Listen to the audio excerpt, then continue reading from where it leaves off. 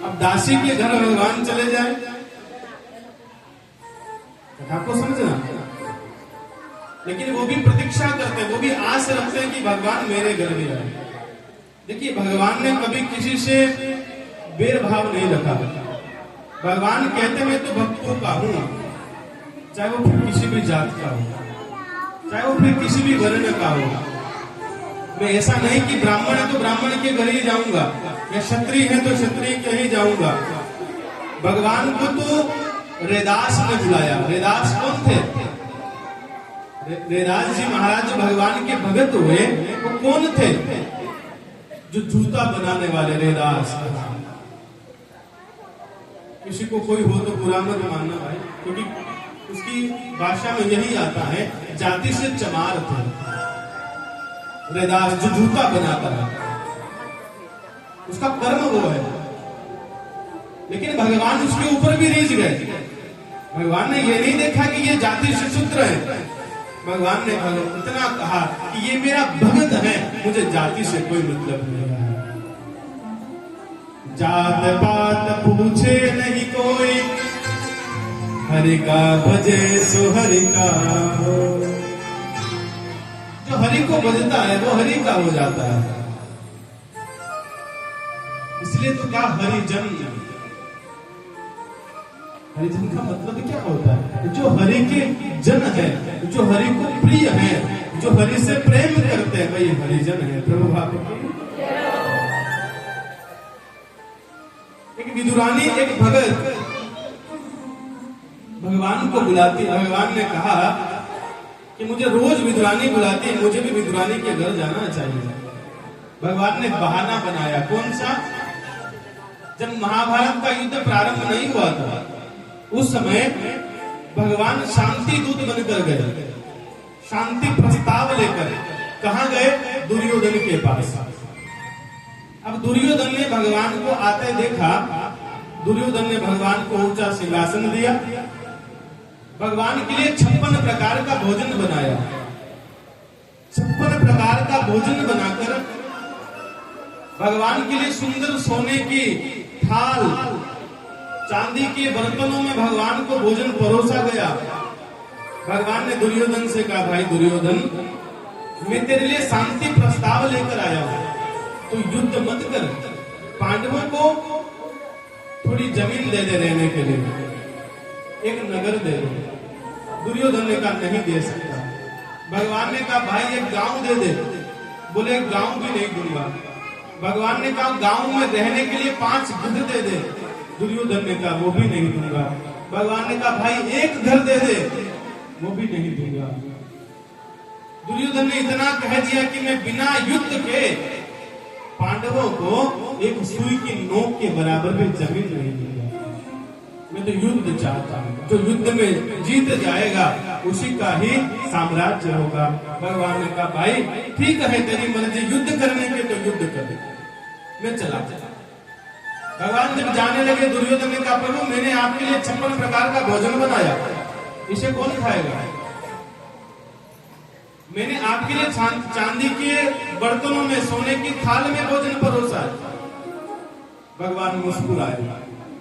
भगवान ने दुर्योधन से कहा भाई तू मुझे अपना प्रभाव दिखा रहा है, तेरे पास इतना साम्राज्य है, तू पूरी इस नगरी का राजा है, तो इसका मतलब ये नहीं कि तू मुझे साम्राज्य दिखाए।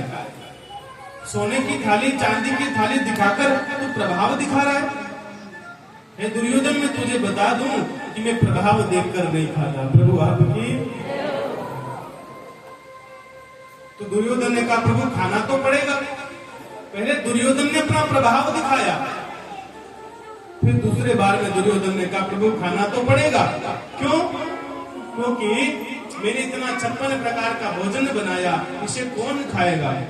ये बिगड़ जाएगा, ये आपको खाना पड़ेगा। भगवान का दबाव बनाता है, भाई मुझे भूख नहीं है। और व्यक्ति भोजन 2 अवस्था में ही करता है, या तो उसको भूख हो या उसके ऊपर आप दबाव बनाओ। लेकिन देख मैं संसार का जीव नहीं हूं, मैं प्रभाव देखकर नहीं खाता, मैं दबाव देखकर नहीं खाता। दबाव में आकर मैं भोजन ग्रहण नहीं करता, मैं तो करता हूं तो सिर्फ भक्त के स्वभाव में आकर भोजन करता हूं। प्रभु आपकी भक्त का भाव हो मुझे खिलाने का और मेरा भाव हो खाने का, उसी अवस्था में मैं भोजन करता हूं, वरना मैं भोजन नहीं करता।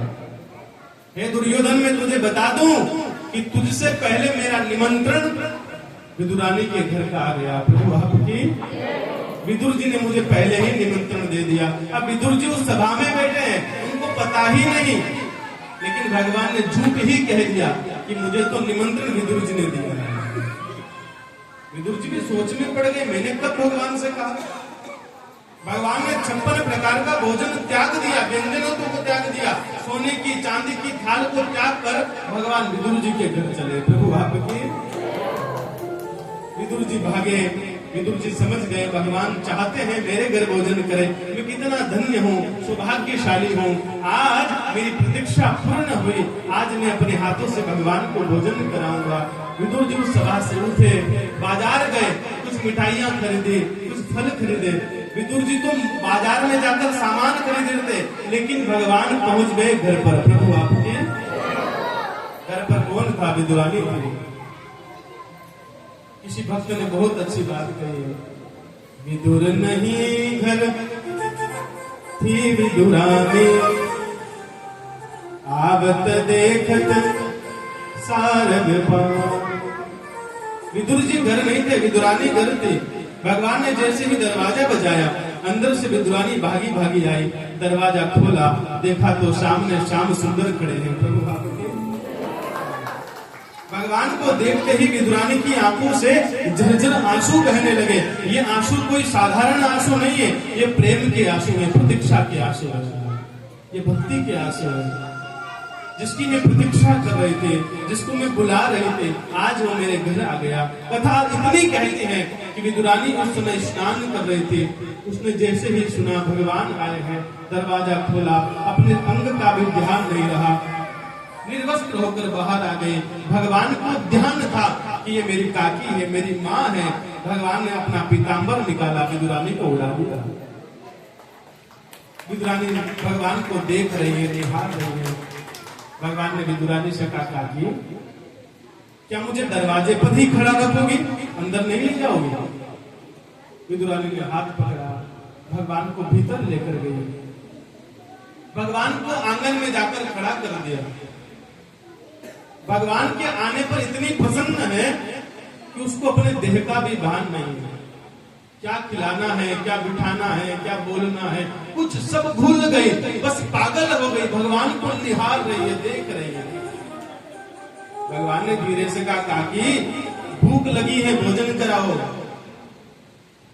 विदुरानी ने कहा, कन्हैया मैं तो तुम्हें बिठाना ही भूल गई, अभी रुको, मैं अभी आपको बैठने के लिए आसन लेकर आती हूँ। भागी भागी अंदर गई, अंदर से चौकी लेकर, पीढ़ा लेकर आई और उसी के ऊपर भगवान को बिठाना था।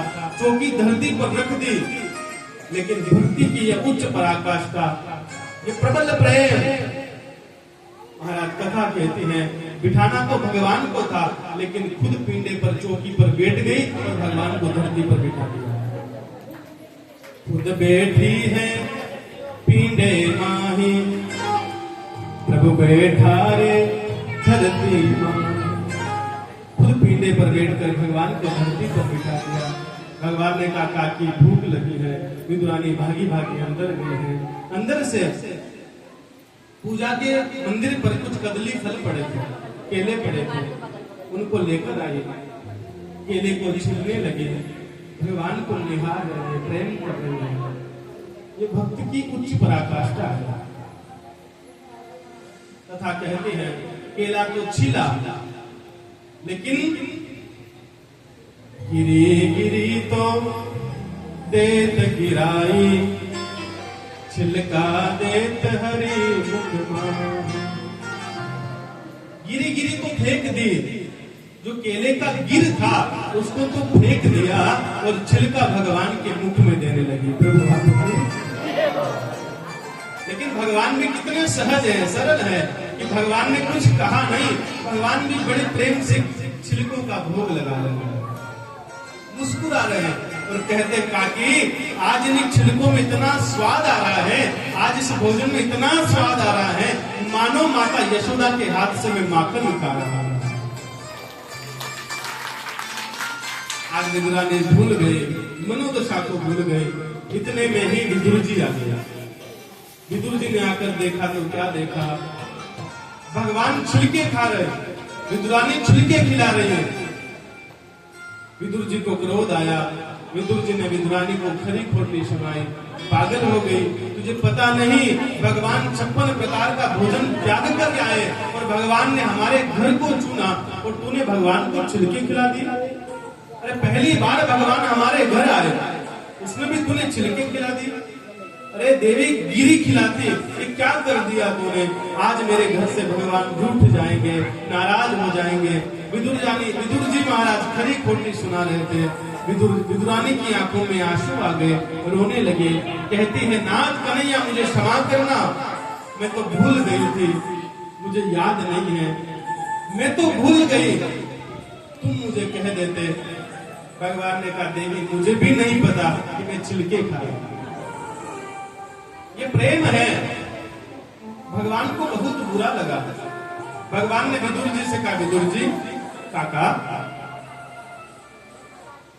तुमने हमारे प्रेम को आकर भंग कर दिया।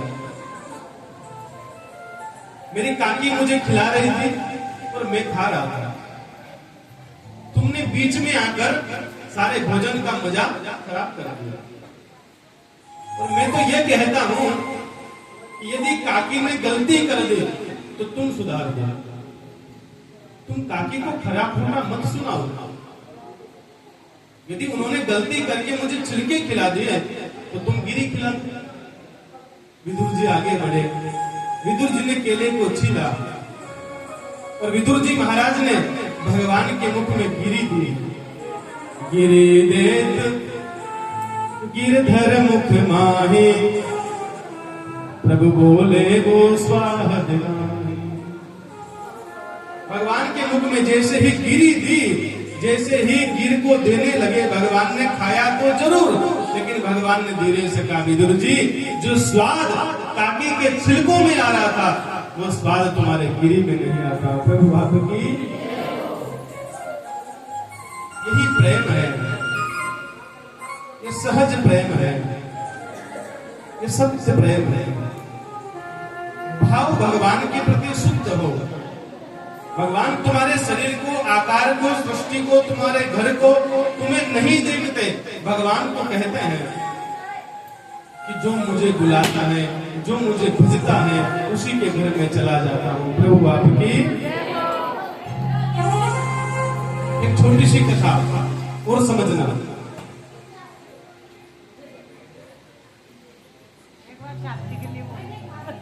थोड़ा शांति बनाए रखना। इस कथा से सिर्फ इतना जानना कि जीवन में तुम कितने ही धनवान क्यों ना हो, भगवान तुम्हारे धन को देखकर नहीं रीझते। कुछ लोगों की यह व्यथा है कि साहब हमारे पास ऐसी व्यवस्था नहीं है, इसलिए हम भगवान का पूजन नहीं कर सकते। भगवान तुम्हारी व्यवस्थाओं को नहीं देखते। तुम जिस भी भाव से भगवान को पूजन कर दो। मैं तो कहता हूं कि तुम्हें मंत्र भी नहीं याद है, कोई बात नहीं, तुम श्री कृष्ण शरणम मम तो कह ही सकते हो, या कृष्ण कृष्ण तो कह ही सकते हो, राम राम तो कह ही सकते हो। इसी से भगवान प्रसन्न है। देखिए द्वादश अक्षर मंत्र ओम नमो भगवते वासुदेवाय, पंचाक्षर मंत्र ओम नमः शिवाय, महामंत्र ओम नमो नारायणाय। इन मंत्रों की विशेषता है तुम्हें कुछ नहीं आता। 5 अक्षर का मंत्र है नमः शिवाय। न म श व और य, ये 5 अक्षर हुए नमः शिवाय। इसी से भगवान को जपते, भगवान राजी हो जाएगा। 12 अक्षरों का मंत्र है ओम नमो भगवते वासुदेवाय। इसका जो जप करता है उसके जीवन में फिर कोई परेशानी नहीं होगी। ये सभी रोगों का, सभी दुखों का निवारण करने में सामर्थ्य रखता है। यदि इससे भी आगे बढ़ना है तो ज्यादा ज्ञानी मत बनना, बस महामंत्र का जाप करना। महामंत्र कौन सा? ओम नमो नारायणाय। ये महामंत्र है। तुम मंत्रों के पीछे पड़े रहते हो, साहब आज मैं कौन सा मंत्र का जाप करूं, किस मंत्र से भगवान रिझेंगे, किस मंत्र को सुनकर भगवान आएंगे। मैं आपको कथा बताता हूं। ध्रुव जी महाराज, जो हम कल कथा के चरित्र को समझ रहे थे, दो पुत्र प्रियव्रत और उत्तानपाद। उत्तानपाद राजा की दो पत्नियां सुरुचि सुनीति। सुनीति के घर में बालक ध्रुव ने जन्म लिया और ध्रुव जी महाराज ने 5.5 वर्ष की अवस्था में भगवान को पा लिया। किस मंत्र के प्रभाव से? ओम नमो नारायणाय। ये एक मंत्र ध्रुव जी ने जपा, महामंत्र। नारद जी ने ध्रुव जी महाराज को महामंत्र की दीक्षा दी, ओम नमो नारायणाय। और कथा कहती 5 वर्ष का बालक जब भगवान की पूजा पाठ तपस्या करने जंगल गया तो 6 महीने में ध्रुव जी ने ऐसा जप किया, ऐसा तप किया कि भगवान नारायण अपना वैकुंठ छोड़कर नीचे आ गए। प्रभु आपकी। तो ये महामंत्र है। लेकिन बस प्रेम इतना हो कि बस तुम्हें हर जगह भगवान दिखाई दे, तुम हमेशा ये कहो कि नाथ, मैं संसार की ओर, संसार को नहीं देखना चाहता, मैं तो बस तुम्हें देखना चाहता हूं। जहां मैं देखूं वहीं तुम मुझे नजर आओ। प्रभु आपकी। बोलना ही पड़ेगा, प्रभु आपकी।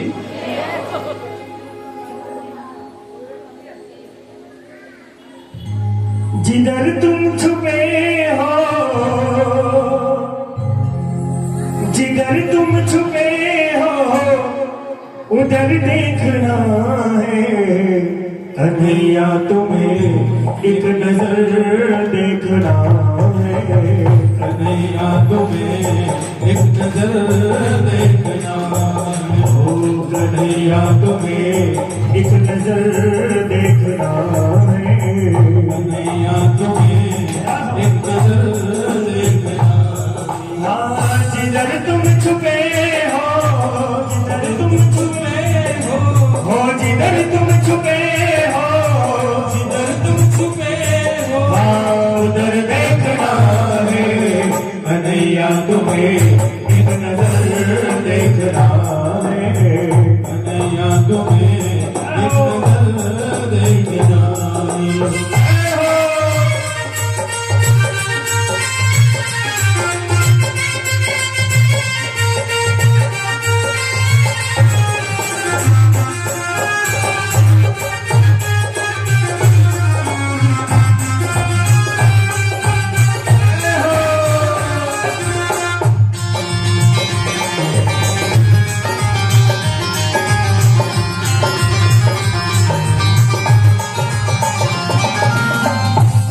तुम हो दीनों के आहो के आशिक, अगर तुम हो दीनों की आहो के आशिक, अगर तुम हो दीनों के आहो के आशिक, अगर तुम हो दीनों की आहो के आशिक, तो आओ का अपना, तो आओ का अपना असर देखना है। तुम्हें एक नजर देखना है। कन्हैया तुम्हें एक नजर देखना है। जिधर तुम छुपे हो, जिधर तुम छुपे हो, जिधर तुम छुपे हो, जिधर तुम छुपे हो, उधर देखना है। तुम्हें एक नजर देखना है। कन्हैया तुम्हें एक नजर देखना है। आपकी जय हो।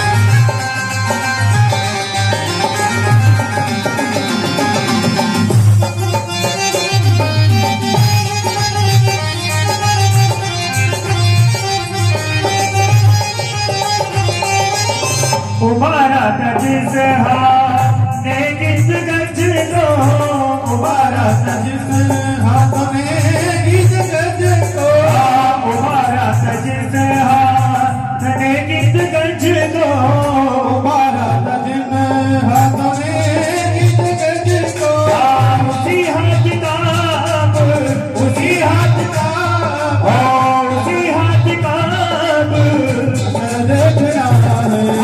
कन्हैया तुम्हें एक नजर देखना है, कन्हैया तुम्हें एक नजर देखना है। जिधर तुम छुपे हो, जिधर तुम छुपे हो, जिधर तुम छुपे हो, जिधर तुम छुपे हो, उधर देखना है। कन्हैया तुम्हें एक नजर देखना है, कन्हैया तुम्हें एक नजर देखना है। जय हो राधे।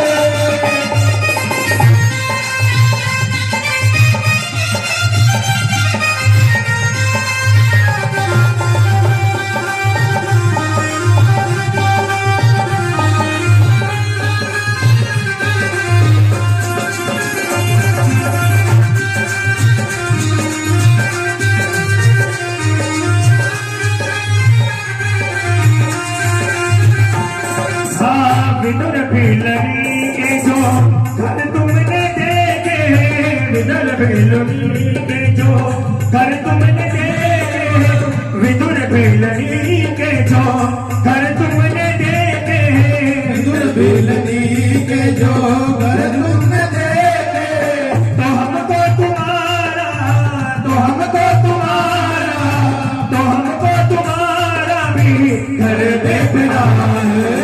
कन्हैया तुम्हें एक नजर देखना है, कन्हैया तुम्हें एक नजर देखना है। मेरी जिंदगी बनाने वाला, ओ मेरी जिंदगी बनाने वाला, ओ मुझे अपना बनाने वाला, ओ मुझे अपना बनाने वाला, एक तू है, एक तू है, एक तू ही तो है, हाँ एक तू है, एक तू है, एक तू ही तो है। जय हो ओ कन्हैया तुम्हें एक नजर देखना है, कन्हैया तुम्हें एक नजर देखना है। जिधर तुम छुपे हो, जिधर तुम छुपे हो, उधर देखना है। कन्हैया तुम्हें एक नजर देखना है, कन्हैया तुम्हें एक नजर देखना है। ओ कन्हैया तुम्हें एक नजर देखना है, कन्हैया तुम्हें एक नजर देखना है। वरना दिलानी सरकार की, वश भालू के जवाई की। जय जय श्री राधे श्याम। जितनी भी माता बहनी बेटी है थोड़ी थोड़ी आगे और हो जाए, और आगे हो जाए थोड़ी थोड़ी। प्रभु आपकी बोलना ही पड़ेगा, प्रभु आपकी। इसलिए थोड़ी बोलते हैं प्रभु आपकी, जो ना बोले वो चोर हो गए। प्रभु आपकी, आपकी भक्त और भगवान की जय जय श्री राम। ये सुंदर कथा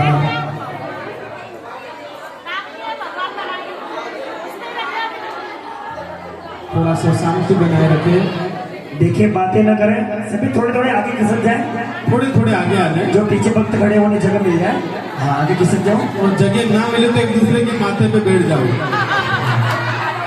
प्रभु आपकी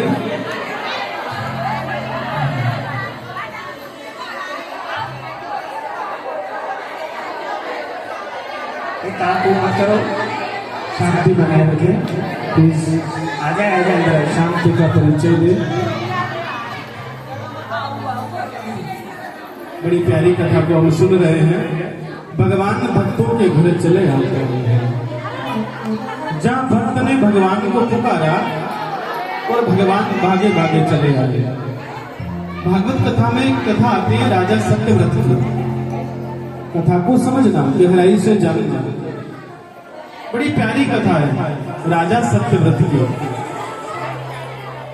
ये सत्यव्रत राजा बड़े सुंदर राजा है। राजा बड़े भगवान के प्यारे भगत हैं। राजा सत्यव्रत सत्य का भाषण करते हैं, सत्य बोलते हैं। कथा को गहराई से समझना। राजा रोज मंदिर जाते, शिवालय जाते, देवालय जाते।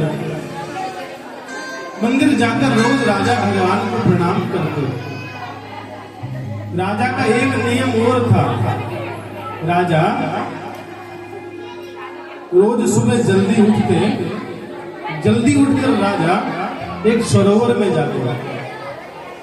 सर्दी का समय हो, गर्मी का समय हो या बरसात का समय हो, राजा का एक नियम था कि राजा सत्यव्रत रोज नदी सरोवर पर जाते और उस नदी में अपने कंठ तक जल आ जाए इतना खड़ा रहते। कंठ तक जल के बराबर खड़े होकर राजा हाथ में जल लेते और श्री कृष्णाय शरणम मम का जाप करते। कथा को गहराई से समझना। निर्मल मन से राजा रोज भगवान की भक्ति करते। कोई अहम नहीं, कोई अहंकार नहीं। राजा का नियम चलता रहा। कई समय बीत गए। राजा रोज सरोवर में जाते, कंठ तक जल में खड़ा रहते, हाथ में जल लेते और ओम कृष्णाय शरणम नमः का जाप करते हुए राजा रोज जलांजलि देते। 108 माला का जाप करके राजा फिर अपने घर आ गया। लेकिन समय धीरे धीरे धीरे धीरे बदलता रहा। कथा को समझना। कभी कभी जीव को, संसार के जीव को अपनी भक्ति का भी अहंकार हो जाता है। प्रभु आपकी। कभी कभी जीव को अपने ज्ञान का अहंकार हो जाता है। कभी कभी जीव को अपने कर्म का अहंकार हो जाता है। अरे साहब, मैं तो कथा करता हूं, इसका भी अहम नहीं। मैं तो रोज कथा में जाती हूं, इसका भी अहंकार। मैं तो रोज मंदिर जाती हूँ, रोज भगवान की सेवा करती हूँ, इसका भी अहंकार। या मैं कथा करवाती हूँ, इसका भी अहंकार। कथा को समझना। ये भागवत कथा सिखा रही है। जीवन में जहां अहंकार आता है वहां से भगवान दूर हो जाते हैं। प्रभु आपकी। राजा का नियम कई समय तक चलता रहा। राजा रोज भगवान को श्री कृष्णाय शरणम का जलांजलि देता। लेकिन आज राजा के मन में अहंकार जाग गया। देखो, मैं इस गांव का राजा हूं और राजा होने के बाद में भी इतने समय से नियम का पालन कर रहा हूं और रोज भगवान का जाप करता हूं। प्रभु आपकी। ये अहंकार, भक्ति का अहंकार, माला फेरने का अहंकार। जीवन में प्रयास करना कि तुम इस अहंकार से बचे रहो। अहंकार कभी मत करना, क्योंकि तुमने अहंकार किया और भगवान तुमसे दूर हो जाते हैं। प्रभु आपकी। अहंकार का त्याग करो। आज राजा सरोवर में गया, जल में जाकर खड़ा हुआ, हाथ में जल लिया और राजा ने श्री कृष्णाय शरणम का जाप प्रारंभ किया। जीवा से, रसना से, मुख से तो भगवान का नाम ले रहा है, लेकिन मन में अहंकार जाग गया। मैं राजा हूँ, मैं रोज भगवान का जाप करता हूँ और मैं राजा होने के बाद पूरे जगत का पालन करता हूँ। प्रभु आपकी। पूरे नगर के लोगों को भोजन देता हूँ। मैं राजा हूँ। बड़ेपन का अहंकार जैसे ही आया, आज भगवान ने राजा के अहंकार को दूर करने के लिए, भगवान जानते हैं कि राजा सत्यव्रत मेरा भगत है, धर्मात्मा राजा है, लेकिन इसके जीवन में, इसके मन में अहंकार आ गया है। इस अहंकार को मुझे दूर करना पड़ेगा। उसी समय मेरे भगवान नारायण मछली का रूप बनाकर प्रकट हो गए। प्रभु आपकी। उसी सरोवर में, उसी नदी में, उसी तालाब में छोटी सी मछली बनकर मेरे भगवान आ गए। अब जहां राजा सत्यव्रत खड़ा था, राजा ने जैसे ही आंखों को बंद करके अपनी अंजलि को जल से भरा, तो छोटी सी मछली राजा के हाथ में आ गई। प्रभु आपकी। अब राजा ने जैसे ही श्री कृष्णाय शरणम मम करके जल को छोड़ने का प्रयास किया, तो छोटी सी मछली हाथ में थी। उस मछली ने धीरे से राजा से कहा, राजन मैं छोटी सी मछली हूं, इस इतने बड़े सरोवर में बड़े बड़े जीव जंतु जानवर रहते हैं, मगर रहते हैं, अजगर रहते हैं, ये मुझे खा जाएंगे, राजन मेरा पालन करो। प्रभु आपकी। राजा के मन में अहंकार क्या चल रहा था? मैं सबका पालन कर रहा हूं। मछली ने कहा, राजन तुम सबका पालन करते हो, मेरा भी पालन करो। प्रभु आपकी। राजा ने देखा मछली बोलने वाली, इतनी सुंदर छोटी सी मछली। राजा ने कहा, मत्स्य देव तुम चिंता मत करो, मैं तुम्हें अपने घर ले जाऊंगा। राजा उस मछली को अपने घर लेकर आया, अपने सेवकों से कहा, जाओ अपने महल के पीछे जो छोटा सा कुआं है, उस कुएं में इस मत्स्य देव इस मछली को छोड़ दो, इसके भोजन की व्यवस्था रखना। मछली को जैसे ही कुएं में छोड़ा गया, जैसे ही सेवक चलने लगे, मछली ने पुनः आवाज लगाई।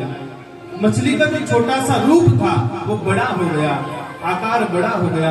उस कुएं में वो मछली का आकार समा नहीं रहा था। मत्स्य देव ने आवाज लगाई, राजन तुम्हारा यह कुआं तो छोटा पड़ गया, मुझे बड़े पात्र में ले जाओ, मेरा पालन करो। राजा के दूतों ने राजा से आकर कहा, राजा ने पुनः उस मछली को बाहर निकाला। राजा ने कहा, तुम सब जाओ, अब मैं छोड़ कर आऊंगा। राजा ने अपने महल के पीछे जो बड़ा सरोवर था, उसमें मत्स्य देव को छोड़ने का प्रयास किया। राजा ने जाकर उस मछली को जैसे ही उस सरोवर में छोड़ा, कथा कहती है वो सरोवर भी छोटा पड़ गया। प्रभु आपकी। मछली ने अपना आकार बढ़ाया, हुंकार भरी गर्जना करी, हे राजन तुम्हारा यह सरोवर भी छोटा पड़ गया, तुम मेरा पालन करो। राजा नहीं समझ पाया। राजा ने फिर मछली को बाहर निकाला। राजा ने व्यवस्था करने के लिए जिस सरोवर से लेकर मछली को आया था, उसी सरोवर पर वापस गया। अपने दूतों से कहा, जाओ इस सरोवर में, इस नदी के अंदर जितने भी बड़े बड़े जानवर हैं, उन सबको बाहर निकालो, इसमें सिर्फ ये मछली रहेगी। सबको बाहर निकाला गया, पूरी नदी को साफ किया गया, और महाराज फिर उस मछली को उसमें छोड़ा गया। जैसे ही राजा छोड़ने लगा, छोड़कर जैसे ही घूमा, कथा कहती है जितनी बड़ी नदी थी उससे भी बड़ा शरीर उस मछली का बन गया। प्रभु आपकी। हुंकार भरी गर्जना करी, हे राजन तुम्हारा ये नदी, तुम्हारा ये सरोवर भी छोटा पड़ गया, तुम सबका पालन करते हो, मेरा भी पालन करो। प्रभु आपकी। कथा कहती है राजा देखता ही रह गया। अभी अभी जो छोटी सी मछली थी, उस मछली का आकार तो बड़ा हो गया। राजा धीरे धीरे समझ नहीं पाया। उसने तुरंत हाथ जोड़े और कहा, हे मत्स्य देव तुम कौन हो?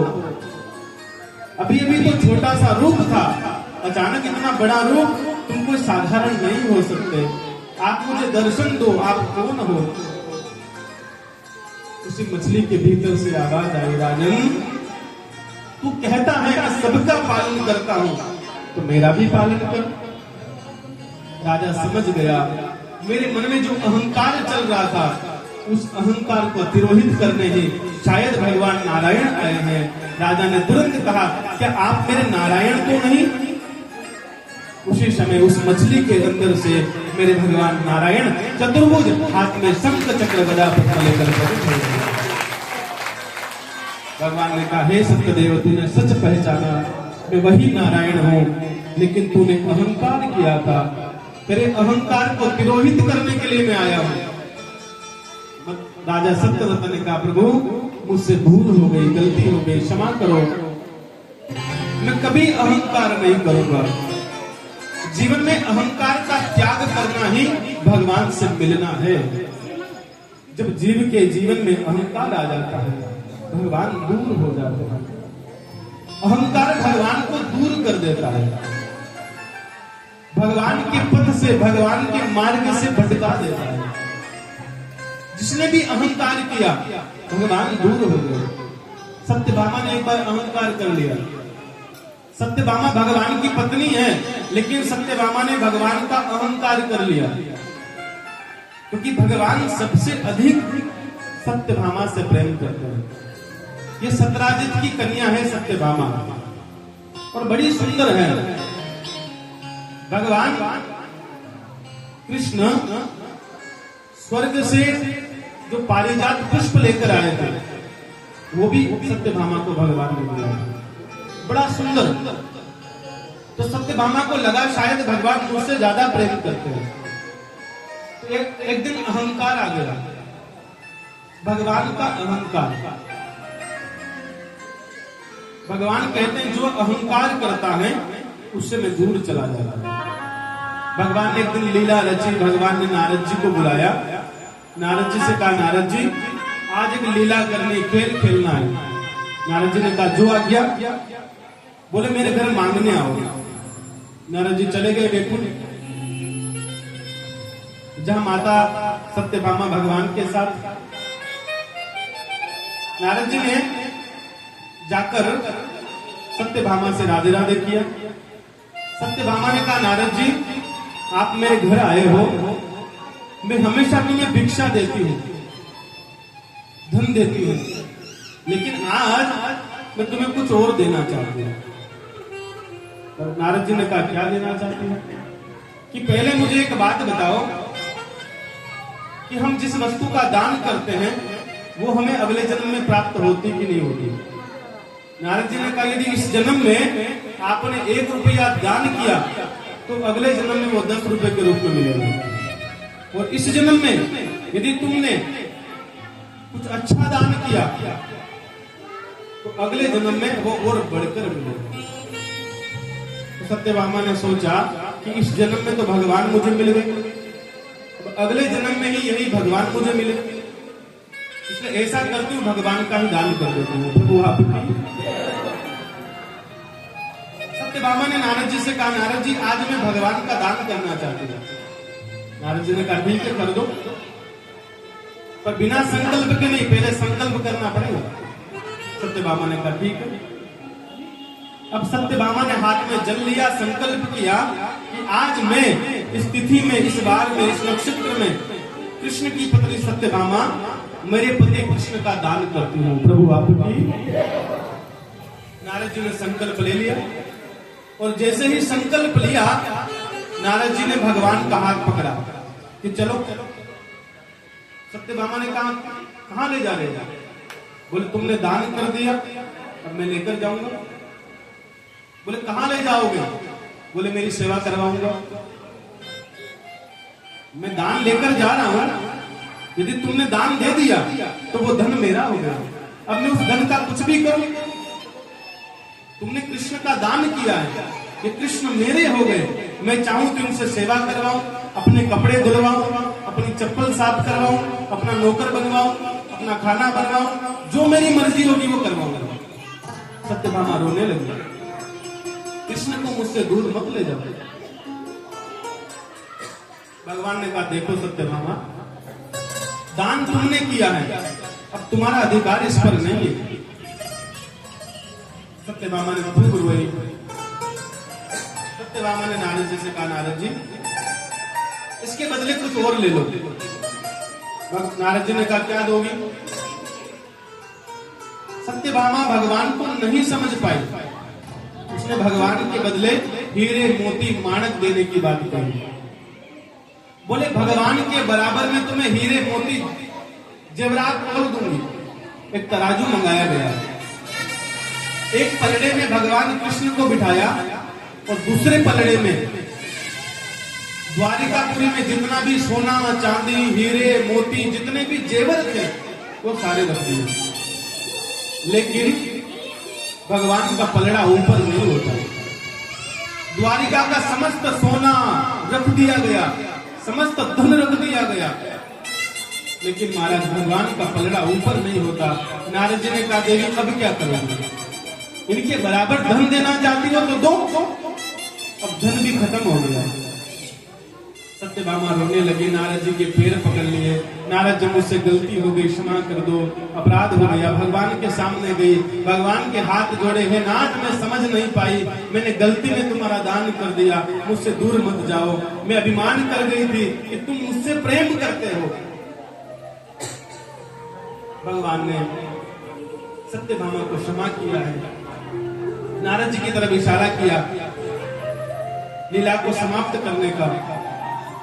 उसी समय माता रुक्मणी आई। माता रुक्मणी ने दूसरे तराजू में जितना भी सोना चांदी रखा था उस सबको बाहर निकाला। भगवान कृष्ण एक पलड़े में बैठे हैं।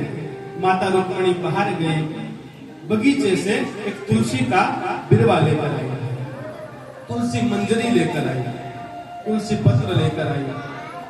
और महाराज दूसरे तराजू में तुलसी मंजरी को रखा और प्रेम से कहा, नाथ यदि थोड़ा सा भी प्रेम मैंने आपसे अपने जीवन में किया हो तो कभी मुझसे दूर मत जाना, ये पलड़ा ऊपर हो जाए।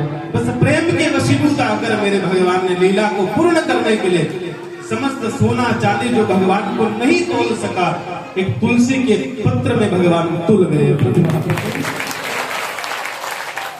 भगवान की कीमत है। तुम धन से भगवान को तोलना चाहोगे, भगवान कभी हाथ नहीं आएगा। तुम यदि प्रेम करना चाहते हो, भगवान को पाना चाहते हो, तो भगवान तो प्रेम के वशीभूत होकर आता है।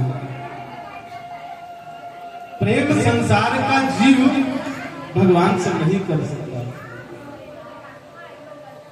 और भक्त ही भगवान को बुला सकते हो। इसलिए इस कथा को समझना, यदि तुम चाहते हो कि तुम्हारे घर भगवान आए, या आज जो भगवान हमारे बीच में आएंगे उनका दर्शन तुम्हें हो, तो क्या करना पड़ेगा? प्रेम भगवान से करना पड़ेगा। प्रभु आपकी, क्योंकि भगवान तो प्रेम की प्रतिमूर्ति है। भगवान कृष्ण ने संसार में आकर दुनिया को प्रेम सिखाया कि कैसे प्रेम किया जाता है, किसको प्रेम कहते हैं। इसने भी प्रेम किया, भगवान आ गए। कथा आगे बढ़ी। कथा कहती है कि आज वही सत्यव्रत राजा जिसकी कथा हमने सुनी, वही सत्यव्रत राजा अगले जन्म में सत्यव्रत मनु बने, और जिनके घर वैवस्वत मनु बनकर जिनके घर नभक, और उन नभक के घर में नाभाग जैसे पुत्र पैदा हुए, उन्हीं के वंश में नभक और नाभाग की कथा है। कुछ समय इस कथा को हम समझें। कथा क्या है? नभक और नाभाग, उसी नाभाग के घर में भक्त अम्बरीश का जन्म हुआ। कथा को बड़ी गहराई से समझना। नभग भगवान के बड़े प्यारे भगत, उनके घर में पुत्र हुआ, उसका नाम रखा गया नाभाग। ये नाभाग पितृभक्त हुआ, अपने माता पिता की सेवा करने वाला बना। ऐसी सेवा अपने पिता की करी कि पिता ने इसको आशीर्वाद दिया। नभग के घर में 5 पुत्र थे, कथा को समझना। लेकिन जो 4 पुत्र थे वो काम पुत्र थे, और जो सबसे छोटा पुत्र था नाभाग, वो राम पुत्र था। एक पिता की 5 संतान होती है, सभी सेवा नहीं करती। एक पिता की 5 संतान हो जाए तो सब सेवा नहीं करते, सेवा तो कोई एक ही करता है। लेकिन आज के समय में तो वो भी नहीं है। आज के समय में तो 5-5 पुत्र भी एक माता पिता को नहीं पाल सकते। जब बच्चों की शादी हो जाती है तो बच्चे क्या करते हैं, माता पिता को बांट देते हैं। कभी माँ इस बेटे के घर, पिता इस बेटे के घर। 6 महीने यहाँ रहेंगे और 6 महीने वहां रहेंगे। माता पिता को बंदर बना देते हैं, कभी इस डाल पर तो कभी उस डाल पर। वही माता पिता 5-5 पुत्रों को पाल देते हैं, लेकिन वही 5 बेटे एक माँ बाप को नहीं पाल सकते। ये संसार का जीवन है। ये जो कथा है ये पितृभक्ति की कथा है। नाभाग सबसे छोटे बेटे हैं। एक समय नभग बहुत बीमार हो गए। बीमारी अवस्था में नभग ने अपने 5 बेटों को बुलाया और 5 बेटों से कहा, बेटा मैं बहुत बीमार हो गया, अब मुझे ऐसा लगता है कि मैं संसार छोड़कर चला जाऊंगा। मेरे जाने के बाद तुम सब भाई आपस में लड़ोगे, उससे अच्छा कि तुम पहले ही बंटवारा कर लो। 4 भाई बड़े होशियार थे, बड़े चतुर थे। चारों ने आपस में बंटवारा कर लिया। वो खेत तेरा, वो जमीन तेरी, वो गेना मेरा, वो मेरा। चारों ने आपस में बंटवारा कर लिया। जो सबसे छोटा बालक था नाभाग, वो वहां नहीं था, तो उसकी अनुपस्थिति में सारा धन बांट लिया। छोटे बेटे के लिए कुछ छोड़ा ही था। जब वो छोटा बेटा आया, उसने पिताजी को प्रणाम किया। पिताजी ने कहा, बेटा मैं तो बोलने की अवस्था में नहीं था, तेरी अनुपस्थिति में तेरे चारों भाइयों ने सारा धन बांट लिया, मेरे पास कुछ भी नहीं रहा, मैं तुझे क्या दूं, मुझे बहुत शर्म आ रही है, लाज आ रही है। छोटे बेटे ने कहा, पिताजी मेरे भाइयों ने धन बांटा, वो धन कभी न कभी खत्म हो जाएगा, समाप्त हो जाएगा। उस धन की कोई कीमत नहीं है, कीमत तो इंसानों की है पिताजी मेरे भाइयों ने धन बांट लिया, कोई बात नहीं, तुम्हें नहीं बांटा और मैं तुम्हें लेना चाहता हूं। प्रभु आपकी, मेरे भाइयों के हिस्सों में धन आया, मेरे हिस्से में तुम आए। पिता को अपने हिस्से में लेकर बड़ा प्रसन्न हुआ। और जो मरणासन पिता था, जो मरने वाला था, उस पिता की ऐसी सेवा करी महाराज। उसको नहलाना, उसको खिलाना पिलाना, हवा करना, ऐसी सेवा करी कि उस सेवा के प्रताप से वो पिता जो मरने वाला था वो जी गया। प्रभु आपकी, पितृभक्त कथा कहती है, पिता जब स्वस्थ हो गया, पिता की आंखों से आंसू बहने लगे। पिता ने कहा, संसार में मेरे 5 बेटे हैं, लेकिन आज से 5 नहीं, आज से सिर्फ 1 बेटा है। प्रभु आपकी, वो 4 बेटे तो काम के पुत्र थे, सिर्फ उनको मेरे धन से मतलब था, मेरे दौलत से मतलब था, लेकिन यही मेरा राम पुत्र है जिसने मेरी सेवा करी है। दुनिया में राम बनना बहुत कठिन है। आज पिता ने नाभाग को आशीर्वाद दिया, बेटा मैं तुझे आशीर्वाद देता हूं कि जा, तेरा साम्राज्य पूरे संसार में फैले, तुझे इतना फलीभूत हो, दिन दोगुनी रात चौगुनी हो, तेरे ऊपर भगवान खूब कृपा करे। आज वही पिता के आशीर्वाद से वही नाभाग जो देश में प्रतिष्ठित हुए, खूब नाम हुआ, खूब सम्मान हुआ, लोग उनको खूब आदर देने लगे। और कथा कहती है, ऐसे नाभाग के घर में जिसने अपने पिता की सेवा करी, उनके घर में भक्त अम्बरीश जैसा भक्त जन्म हुआ। प्रभु आपकी, बेटा हुआ जिसका नाम रखा गया अम्बरीश। और ये अम्बरीश कौन था? भगवान विष्णु का भगत, जो एकादशी का उपवास रखता था, एकादशी का उपवास करता था नियम से। 10वीं के दिन एक समय भोजन, एकादशी के दिन निराहार और द्वादशी के दिन पारायण करके संत ब्राह्मणों को भोजन कराने के बाद में भोजन करता। दुर्वासा ने एक दिन इनकी परीक्षा ली। दुर्वासा मुनि आए, अम्बरीश जी महाराज एकादशी का उपवास रखते हैं, द्वादशी तिथि लग गई, द्वादशी में पारायण करना था, त्रयोदशी ना लगे उससे पहले पारायण करना है, तभी उसका फल मिलेगा। दुर्वासा मुनि ने राजा अम्बरीश से कहा, राजन तू एकादशी का उपवास रखता है, संत ब्राह्मणों को भोजन कराएगा, पहले मैं नदी में जाकर स्नान करूंगा फिर आता।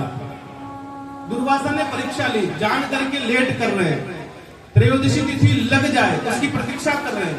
कथा कहती है कि आज दुर्वासा ने जब भक्ति की परीक्षा ली, समय जाते देखा तो राजा अम्बरीश ने भगवान शालिग्राम का चरण बिंदु लेकर पान कर लिया, अपने उपवास को तोड़ दिया। दुर्वासा आए, दुर्वासा ने पूछा, है राजन त्रयोदशी तिथि लग गई है, तूने एकादशी का उपवास खोला या नहीं? अमरीश ने कहा गुरुदेव आप लेट हुए, लेट जानकर मैंने भोजन तो नहीं किया, लेकिन जल से एकादशी का उपवास खोल लिया। राजा अमरीश निर्हार एकादशी, बिना जल वाली निर्जला एकादशी करता था। एकादशी हम भी करते हैं, कौन सी करते हैं? अमरीश तो निर्जला करता था, बिना जल की। 24 एकादशियां जो साल में आती हैं, उन सभी एकादशियों को राजा अमरीश निर्जला करता था। हम कौन सी करते हैं? पेट भरने वाली। आपकी अच्छा, सामान्य दिनों में तो शायद लगता है कि रोटी सब्जी से काम चल जाता है, लेकिन जिस दिन एकादशी का उपवास हो उस दिन विशेष बनता है। आज तो सावे के आटे की पूड़ी बनेगी, आलू की सब्जी, इससे काम नहीं चलेगा। फलियार, साबूदाना, खिचड़ी, फल।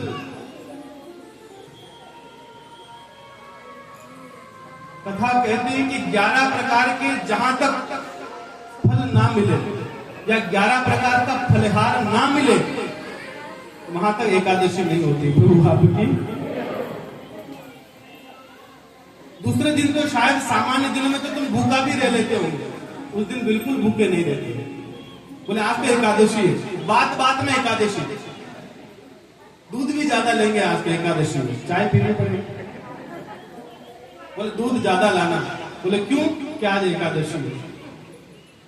ये संसार का जीवन। हमारे गुरुजी कहते हैं एकादशी किसे कहते हैं?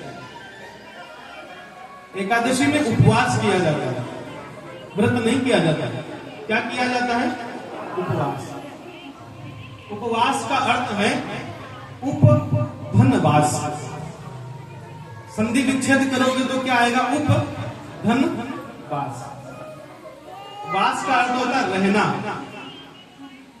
निवास कहते ना, निवास। वास का अर्थ है रहना, उप का अर्थ ऊपर, ऊपर रहना। तो ऊपर कहां रहे? तो बताया कि हम रोज कहां रहते हैं। समझना बात को, हम रोज कहां रहते हैं? विकारों के साथ, काम, क्रोध, लोभ, मोह, ईर्ष्या, मत्सर, अभिमान, इन सब के साथ हम रात दिन रहते हैं। झूठ, कपट, छल, इनके साथ रहते हैं। लड़ाई झगड़ों के साथ, गाली गलौज के साथ, इनके साथ हमारा दिन निकलता है रोज। लेकिन जिस दिन उपवास हो उस दिन इन सब से थोड़ा ऊपर उठ जाता है। जिस दिन उपवास हो, एकादशी हो, उस दिन इन काम, क्रोध, मोह, लोभ, मत्सर, अभिमान, इनसे थोड़ा ऊपर ऊपर रहना। ये तुम्हारे पास में भटकने भी नहीं चाहिए जिस दिन उपवास हो। और हम क्या करते हैं? एकादशी के दिन पड़ोसन से लड़ पड़ते हैं, अपने पति को ही गाली दे देते हैं। तो क्या हमारी एकादशी मान्य होगी? एकादशी का उपवास तो तभी सिद्ध होगा जिस दिन हमारे जीवन में काम प्रवेश ना करे, हमारे मुंह पर गाली ना आए, हमारे जीवन में क्रोध प्रवेश ना करे, हमारे जीवन में अभिमान ना आए, हम किसी से घृणा ना करें। उसी दिन हमारा उपवास सिद्ध होगा। तो हमारे गुरुजी कहते हैं जिस दिन एकादशी हो उस दिन थोड़ा ऊपर उठ कर रहना, तभी तुम्हारी एकादशी सफल होगी। प्रभु आपकी। राजा अमरीश ऐसी एकादशी करता है। दुर्वासा ने देखा, भाई तूने मेरे आने से पहले जल का पान कर लिया, संत ब्राह्मण के भोजन करने से पहले एकादशी का उपवास खोल लिया, मैं तुझे श्राप दे दूंगा। तूने संत का अपमान किया। दुर्वासा क्रोध का नाम है, दुर्वासा क्रोध का नाम है। तुरंत क्रोधित हो जाते हैं, क्रोधी महात्मा है। क्रोध होकर तुरंत दुर्वासा मुनि ने हाथ में जल लिया, राजा अमरीश को श्राप देना चाहा। वो जैसे ही श्राप देते, राजा अमरीश हाथ जोड़कर खड़ा है, भगवान को याद किया। भगवान ने देखा मेरा भक्त सरलता से खड़ा है और दुर्वासा मुनि क्रोध दिखा रहे। उसी समय भगवान ने अपना सुदर्शन भेजा और कहा, जाओ मेरे भक्त की रक्षा करो। उसी समय सुदर्शन जी महाराज ने आकर दुर्वासा मुनि की परिक्रमा लेना प्रारंभ किया।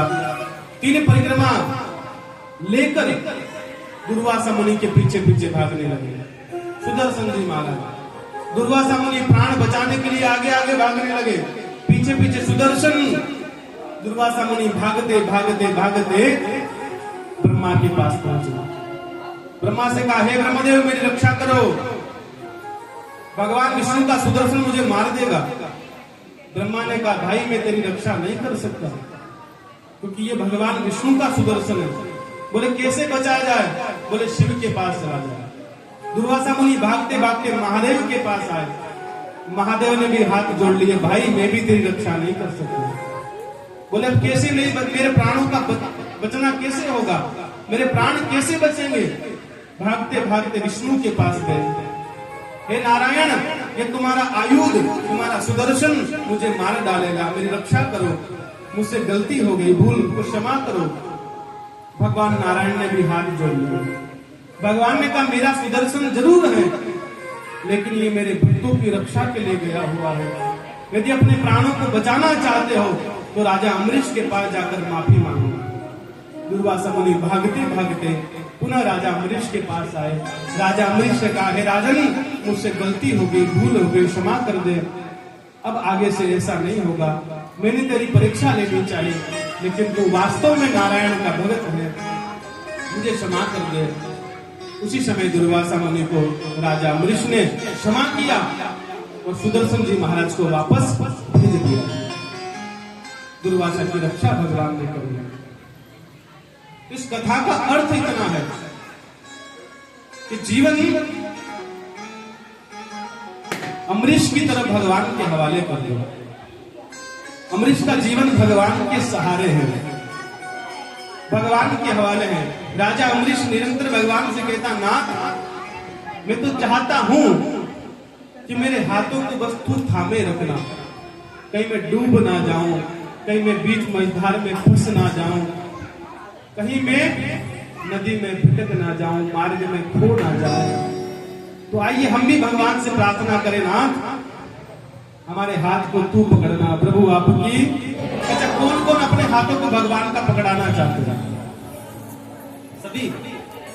देखो भगवान का सिद्धांत है, भगवान कहते पहले तो मैं किसी को पकड़ता नहीं और एक बार पकड़ लेता हूं तो फिर छोड़ता नहीं। प्रभु आपकी। भगवान छोड़ेंगे नहीं, फिर अपने साथ ले जाएंगे। जाओगे तो एक बार खड़े होकर सबको नाचना है। प्रभु आपकी। सबको नाचेगा। पकड़ लो हाथ बनवारी, नहीं तो डूब जाएंगे। ओ पकड़ लो हाथ बनवारी, नहीं तो डूब जाएंगे। ओ पकड़ लो हाथ बनवारी, नहीं तो डूब जाएंगे। ओ हमारा कुछ न बिगड़ेगा, हमारा कुछ न बिगड़ेगा, आपकी लाज जाएगी। हमारा कुछ न बिगड़ेगा, आपकी लाज जाएगी।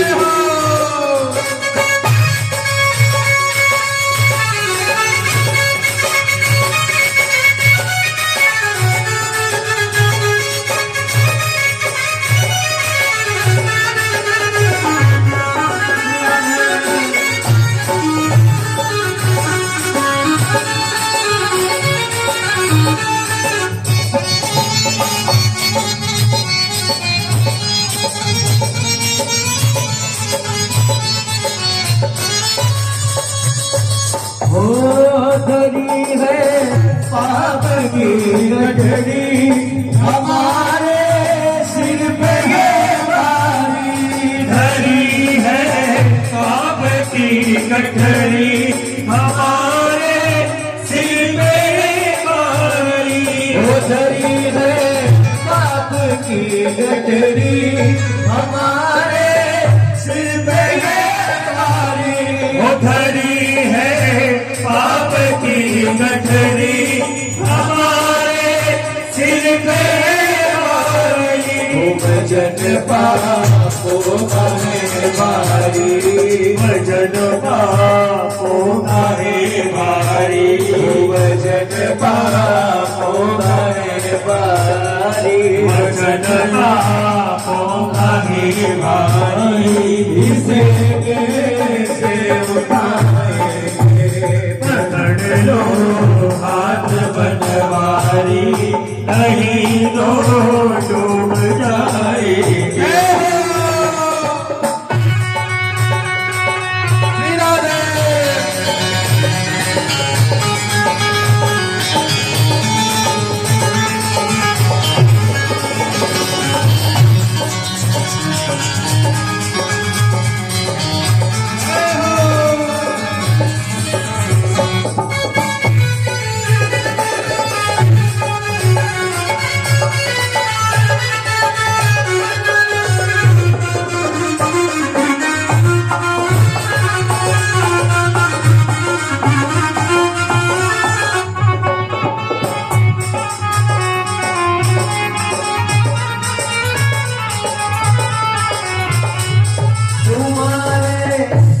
भरोसे पर जमाना छोड़ देने, तुम्हारे ही भरोसे पर जमाना छोड़ बैठे हैं। वो तुम्हारे ही भरोसे पर जमाना छोड़ देने, तुम्हारे ही भरोसे पर जमाना छोड़ बैठे हैं। वो जमाने की तरफ देखो, जमाने की तरफ देखो, इसे कैसे मिटाएंगे, हम पकड़ लो हाथ बनवाए, कहीं तो डूब जाएंगे।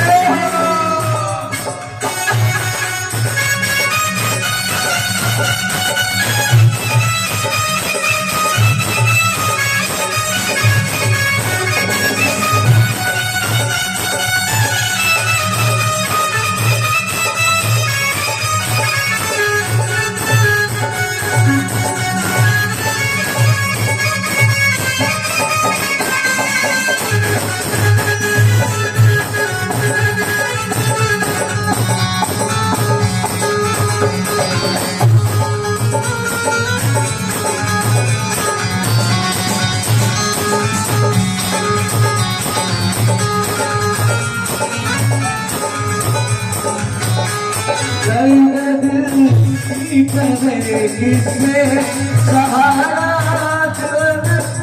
देगा, की कहे जिससे सहारा ना कोई देगा।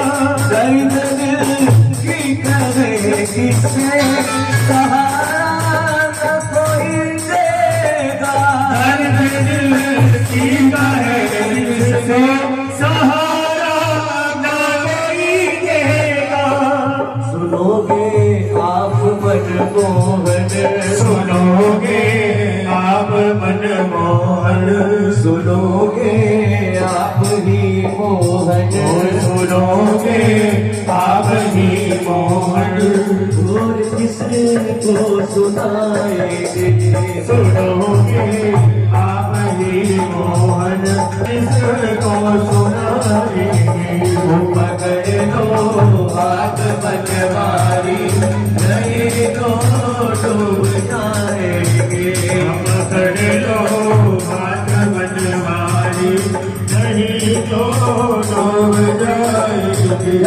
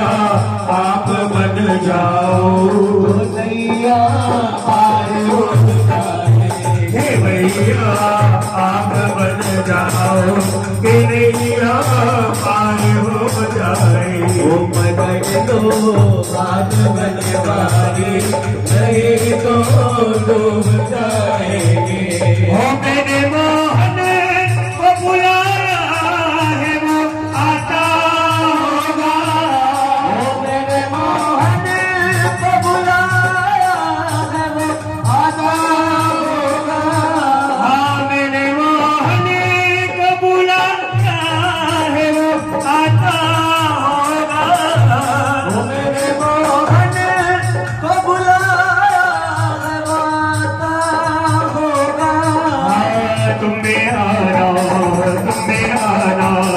मेरे घर आज तो कीर्तन होगा तुम आना मेरे घर आज कीर्तन होगा वो आता होगा वो आता होगा वो आता होगा वो आता होगा वो आता होगा वो आता होगा जय राधे राधे जय राधे राधे जय राधे राधे जय राधे राधे जय राधे राधे राधे राधे राधे राधे राधे राधे राधे जय जय श्री राधे जय जय श्री राधे जय जय श्री राधे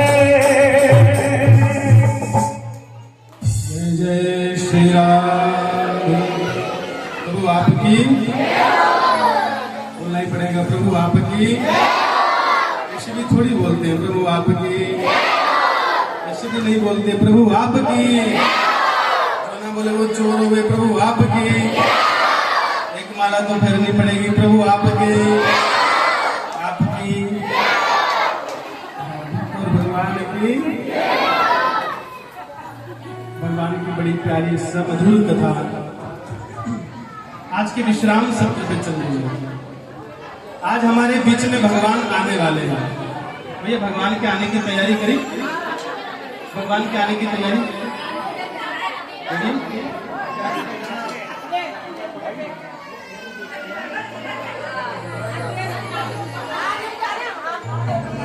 आप भगवान के आने की तैयारी करें। हम कथा को विश्राम सत्र पर लेकर चलेंगे। शुभम भैया आप थोड़ी तैयारी करें। आप शांति बनाए रखें। बातें न करें सभी अभी नहीं, मत करो बात मत करो छाना अभी तो कृष्ण कहाँ है?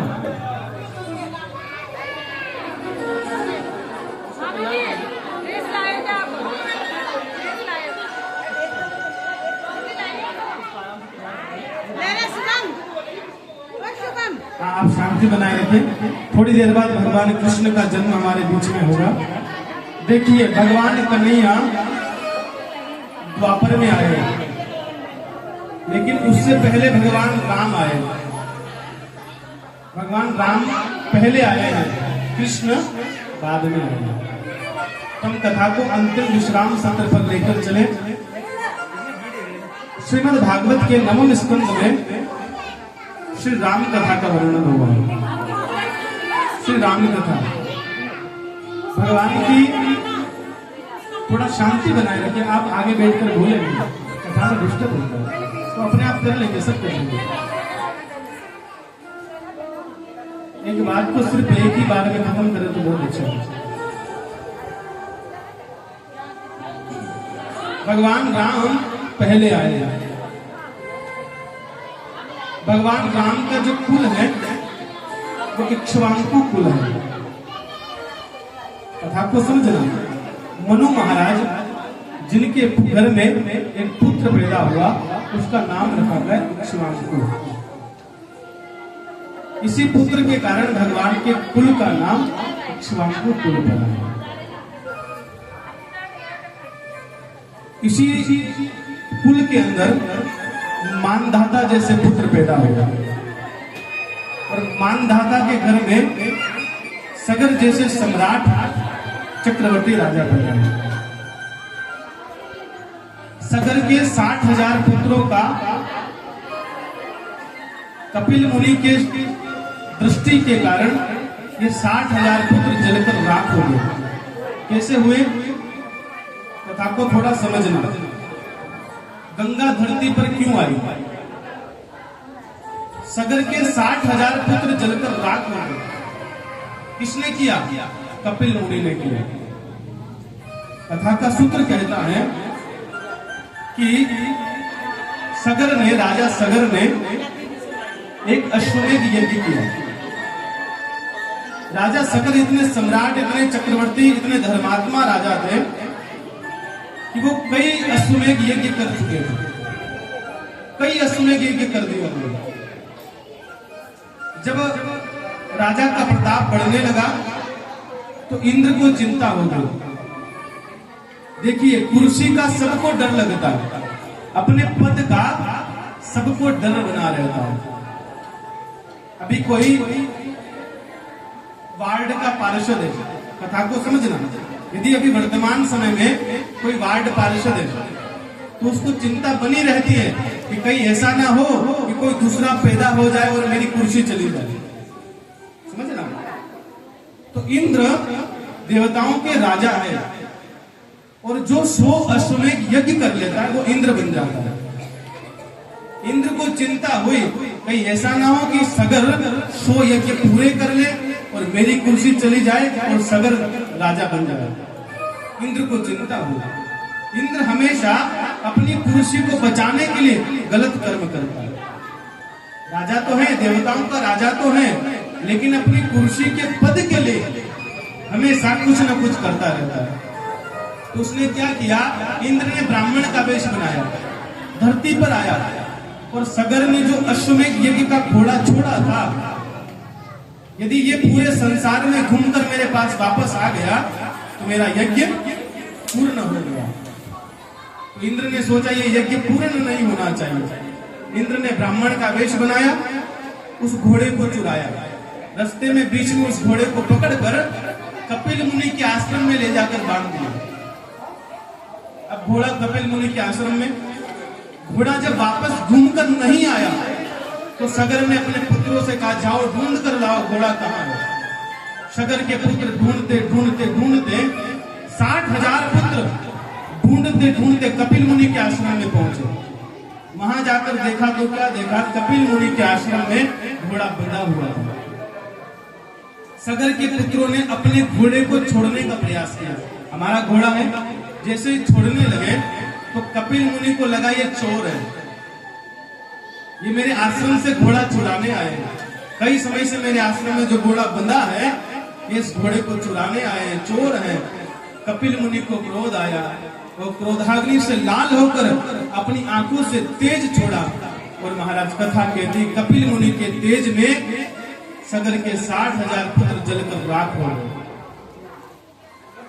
जब 60,000 पुत्र जलकर राख हो गए तो कथा कहती उन 60,000 पुत्रों को मुक्त करने के लिए उसी वंश में अंशुमान पैदा हुआ।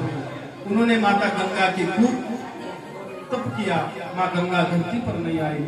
अंशुमान, दिलीप, और कथा कहती है दिलीप के घर में जो पुत्र पैदा हुआ उसका नाम रखा गया भागीरथ। क्या रखा गया? अंशुमान ने भी माता गंगा की आराधना करी, लेकिन माता गंगा धरती पर नहीं आई। दिलीप ने भी आराधना करी, लेकिन फिर भी नहीं आई। लेकिन जैसे ही भागीरथ ने माँ गंगा की आराधना करी, माँ गंगा प्रसन्न हुई और भागीरथ के कमंडल से ये माँ गंगा धरती पर प्रवाहित होने लगी। प्रभु आपकी और उसी माता गंगा के सहारे सगर के 60,000 पुत्र उद्धार हुए। प्रभु आपकी। उसी भगीरथ के घर में खटवांग, खटवांग के घर में दीर्घबाहु, दीर्घबाहु के घर में दशरथ, अज और अजर, अज के घर में दशरथ, और दशरथ के घर में कौन आया? भगवान राम आए, 4 भाइयों के साथ आए।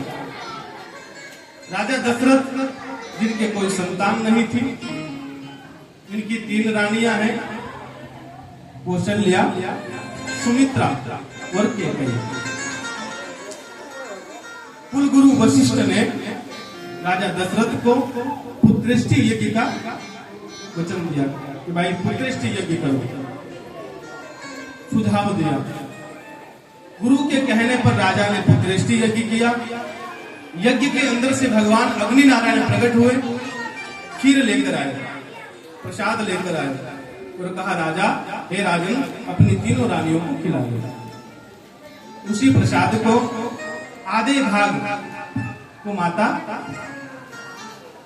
जो बड़ी माता है, जो राम की मैया है, कौशल्या मैया ने उस आधे भाग को खाया। आधा भाग और बचा था, उसमें से आधा सुमित्रा ने खाया और आधा केकैया ने खाया। उसी प्रसाद के प्रभाव से माता कौशल्या की गोद से भगवान राम आए और माता सुमित्रा की गोद से लक्ष्मण आए हैं और केकैया की गोद से भरत और शत्रुघ्न आए हैं। प्रभु आपकी चारों भाई प्रकट हो गए। भगवान राम थोड़े बड़े हुए। भगवान कहाँ आए?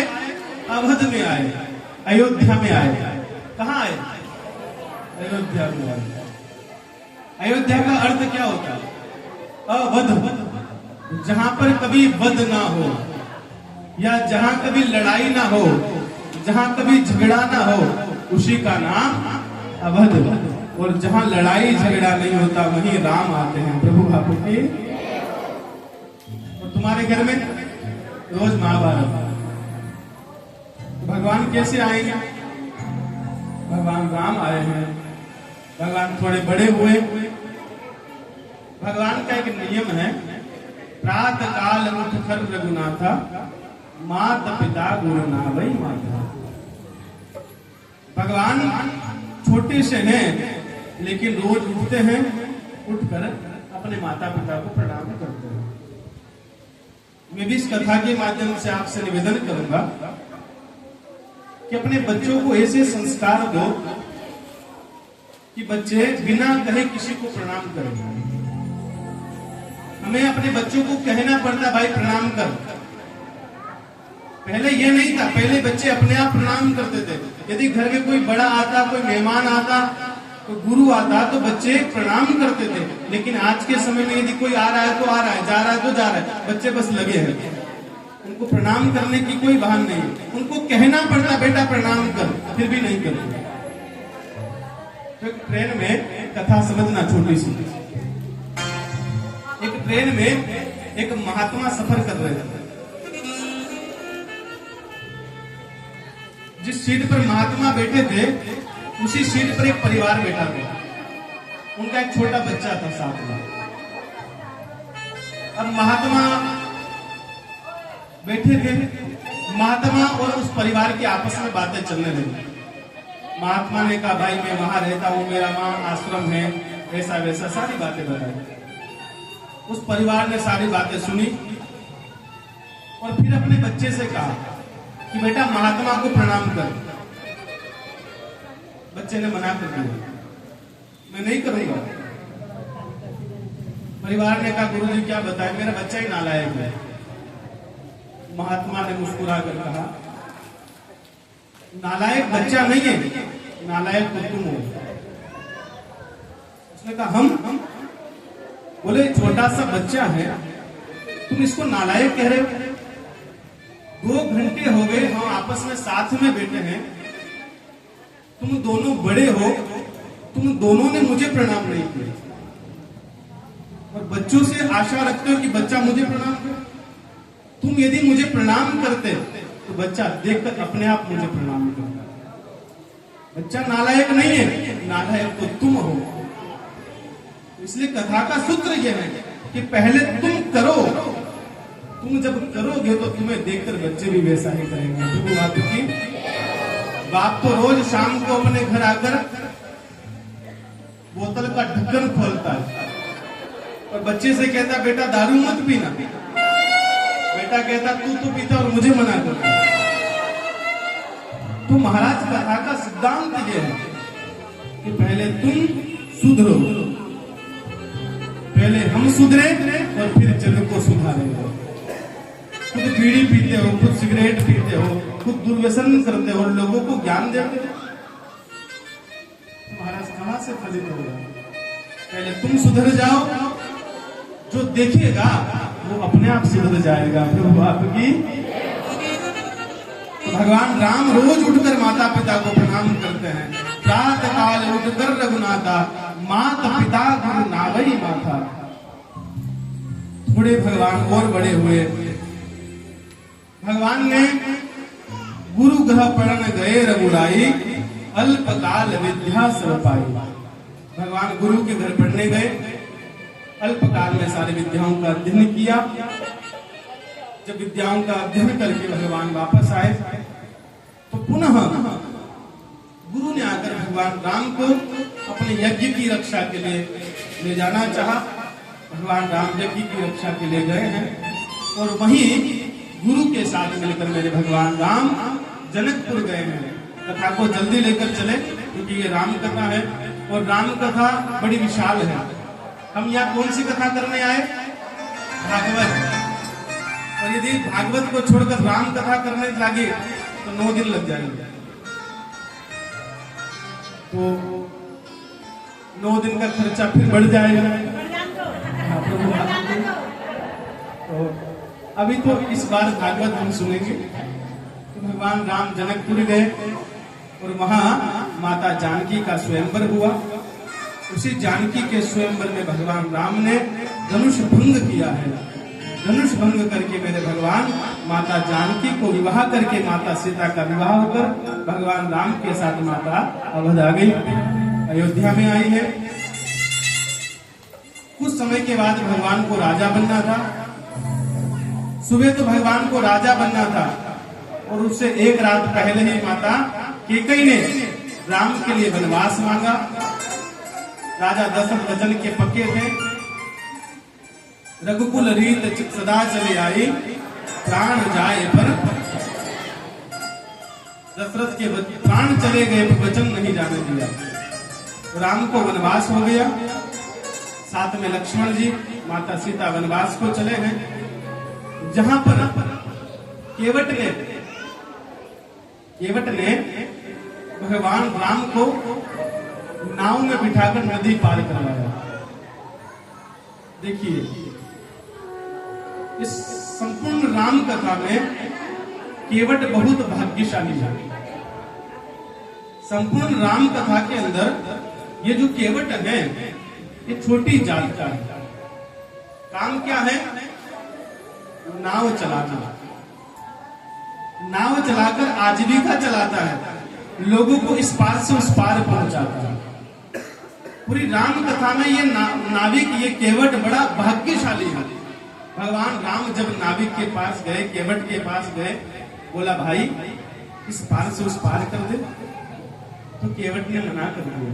क्यों? बोले नाथ, मैं जानता हूं कि तुम कोई साधारण नहीं हो। तुम्हारे चरणों की धूल से तो वो पत्थर भी नारी बन गया। कहीं ऐसा ना हो कि मेरी नाव भी ना स्त्री बन जाए तो मेरी तो आजीविका होगा, मेरे तो खाने के फोड़े पड़ जाएंगे। रात में ऐसा नहीं होने दूंगा।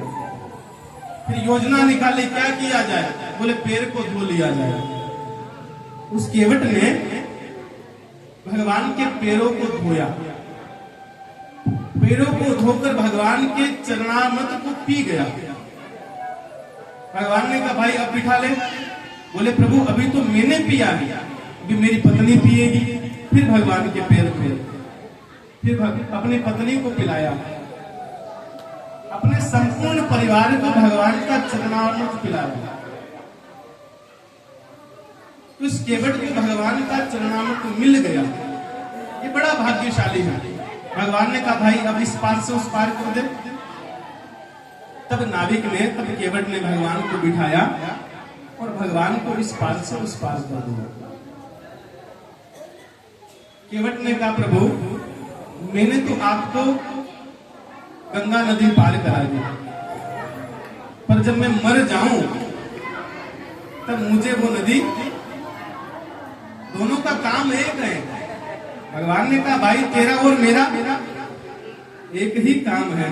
तू संसार की नदी पार करवाता हूं, मैं भवसागर पार करवाता हूं। प्रभु आपकी केवट ने कहा प्रभु मैंने ये नदी तुम्हें पार करा दे, अब तुम मुझे भवसागर पार करवा देना। देखो भगवान को बिठाकर ये नाविक किसी सुंदर भाव से भगवान को नदी के अंदर ले जा गया, भगवान को नदी पार कराई है। दो अंतरे के साथ छोटा सा भजन हम सुनेंगे और फिर कृष्ण कथा में प्रवेश करेंगे। मेरी नैया में लक्ष्मण राम, हो गंगा मैया धीरे बहो। मेरी नैया में लक्ष्मण राम, गंगा मैया धीरे बहो। हाँ धीरे बहो, होले होले बहो, धीरे बहो, होले बहोरी। धीरे बहोरी, होले बहोरी। धीरे बहोरी, होले बहोरी। ओ मेरी नैया मेरी नौका में लक्ष्मण राम, गंगा मैया धीरे बहो। मेरी नौका में लक्ष्मण राम, गंगा मैया धीरे बहो।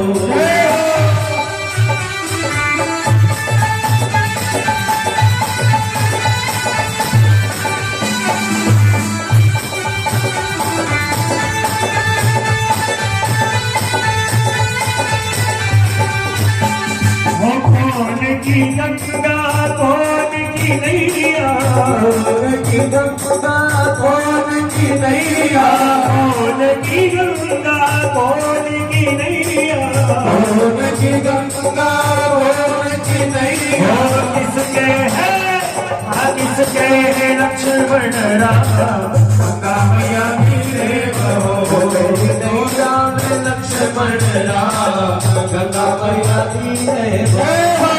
मैया में लक्ष्मण राम, गंगा मैया धीरे बहो। मेरी नौका में लक्ष्मण राम, गंगा मैया धीरे बहो।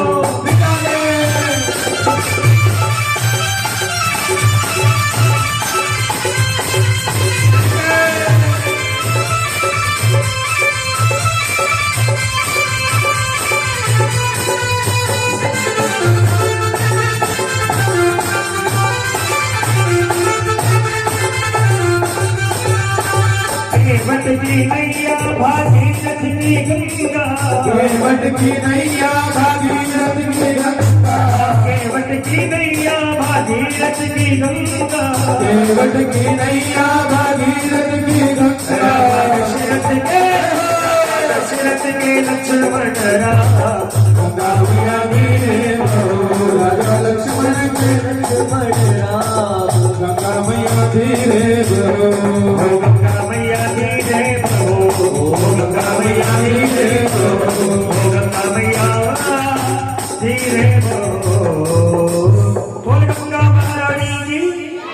जय जय श्री राधे श्याम। प्रभु आपकी बोलना ही पड़ेगा, प्रभु आपकी आपकी। थके तो नहीं, थक गए हो, घर जाना है। प्रभु आपकी। देखो भगवान हमारे बीच में आए, थोड़ी प्रतीक्षा तो करनी पड़ेगी, थोड़ा इंतजार तो करना पड़ेगा। आज थोड़ा विलंब भी हो गया, कोई नहीं, आधा घंटा चलेगा। प्रभु आपकी। देखिए भगवान राम नदी पार करके पंचवटी गए। भगवान राम की कथा संपूर्ण बहुत बड़ी है, लेकिन भगवान पंचवटी गए, माता सीता का हरण हुआ। पंपापुरी किष्किंधा जाकर भगवान ने सुग्रीव से मित्रता करी। सुग्रीव के भाई बाली को भगवान ने मारा, और सुग्रीव के जो मित्रगण, जो मंडली गण है, जो वानर सेना है, हनुमान जी से मित्रता भक्ति भेंट करके भगवान राम ने राम सेतु का निर्माण करवाया, और भगवान ने लंका पर चढ़ाई करी।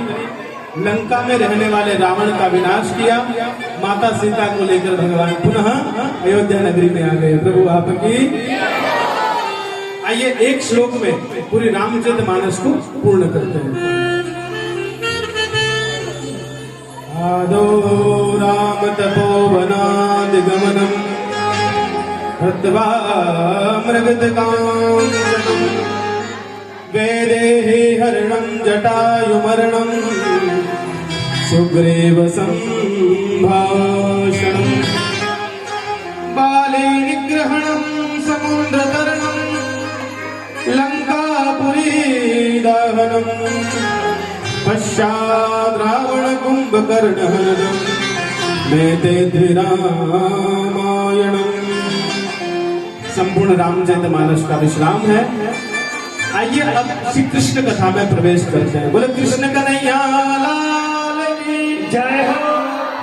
अब कुछ ही समय में भगवान कृष्ण हमारे बीच में आने वाले हैं। अच्छा, भगवान कैसे आए, छोटी सी कथा को जाने। उग्रसेन जी महाराज हुए जो भगवान के भगत थे। कथा को समझना। उग्रसेन महाराज भगवान के परम भगत, उनकी पत्नी है पवन रेखा। एक दिन उग्रसेन जी महाराज किसी काम से बाहर गए। पवन रेखा बड़ी सुंदर थी। पवन रेखा ने पति ना होने के बाद में भी संध्या के समय, सांझ के समय श्रृंगार किया। जब घर में पति ना हो तो माताओं को श्रृंगार नहीं करना चाहिए। पति बाहर गए थे, पवन रेखा ने श्रृंगार किया और संध्या के समय श्रृंगार करके ये पवन रेखा अपने बगीचे में आ गई। सांझ के समय बगीचे में घूमने लगी। कहां घूम रही थी? बगीचे में। बड़ा सुंदर श्रृंगार, उसका चेहरा चांद की तरह चमक रहा था। रात्रि के समय आसुरी शक्ति बढ़ जाती है। रात के समय आसुरी शक्ति, आसुरी विद्याओं का प्रभाव ज्यादा पड़ता है। तो रात के समय आकाश मार्ग से एक असुर गुजर रहा था, एक दैत्य, जिसका नाम था ध्रुमिल दैत्य। क्या नाम था? ध्रुमिल। इस असुर ने जब पवन रेखा को देखा तो मन में सोचने लगा, इतनी सुंदर स्त्री किसकी है? पता लगाया, बोले उग्रसेन की पत्नी है। उसने जानकारी ली उग्रसेन कहाँ है, बोले बाहर गए। उसी समय उस ध्रुमिल नामक दैत्य ने अपना रूप बदल लिया, उग्रसेन बन गया। मन में काम जागा, इतनी सुंदर स्त्री को देखकर मन में काम जागा और असुर बनकर, उग्रसेन बनकर सामने पहुंच गया। पवन रेखा समझ नहीं पाई, समझी मेरे पति आएगा। प्रणाम किया, बोले स्वामी इतना जल्दी आ गए? बोले देवी तुम्हारी याद आई, तुम्हारे बिना रहा नहीं गया, मैं जल्दी आ गया। बोले स्वामी कितनी अच्छी बात है, चलो घर के अंदर ले गई, भोजन कराया, पास में बैठे। और महाराज कथा कहती है, जब पास में बैठे तो धीरे धीरे असुर ने अपना प्रभाव दिखाया और महाराज पवन रेखा के साथ कुसंग किया, ग्रस्त धर्म का पालन किया। कथा कहती है असुर ने पवन रेखा का सतीत्व भंग कर दिया। गर्भ में बीज गया, असुर का बीज गिर गया। उग्रसेन और पवन रेखा तो भगवान के भगत थे, लेकिन कुसंग के कारण गर्भ में जो बीज गया वो पाप का गर्भ गिर गया। पर वो कोई और नहीं, जब धरती पर आया तो कंस बनकर आया। क्या बनकर आया? कंस, दुराचारी, अधर्मी, विनाश, पापी, अधर्मात्मा, दुष्ट। ऐसा असुर जब धरती पर आया तो धरती डोलने लगी, आकाश कांपने लगा। कथा कहती है कि एक छोटी बहन है देवकी, वो भी बड़ी हुई, काका की बेटी है, वो भी बड़ी हुई। लेकिन ये कंस अपनी बहन से बहुत प्रेम करता है। जब ये बड़ा हुआ तो उसने क्या किया, उग्रसेन जी महाराज को तो जेल में डाल दिया, पिता को तो जेल में डाल दिया और तू राजा बन गया। बोले अब तुम्हारा काम नहीं, अब मैं राजा बनूंगा। पिता को जेल में डाल दिया। जब अपनी बहन का विवाह कर रहा था, उसने वसुदेव जी के साथ उस बहन का विवाह किया। विवाह के बाद जब छोड़ने चला, रथ खुद चला रहा था, उसी समय आकाशवाणी हुई, अरे दुराचारी, अधर्मी, पापी, दुष्ट आत्मा, तू जिस बहन को छोड़ने जा रहा है उसी बहन की आठवीं संतान तेरा काल होगी, तुझे मार देंगे। उसी समय खड़ग निकाले, बहन को मारना चाहता था। वसुदेव जी ने पैर पकड़े, भाई इसकी जो भी संतान होगी वो मैं तुझे दे दूंगा। पर इसे मत मार, छोड़ दिया। नारद जी ने आकर समझाया, कहीं ऐसा ना हो कि वसुदेव जी तेरे साथ धोखा कर ले। पहले तो घर छोड़कर आया, नारद जी के कहने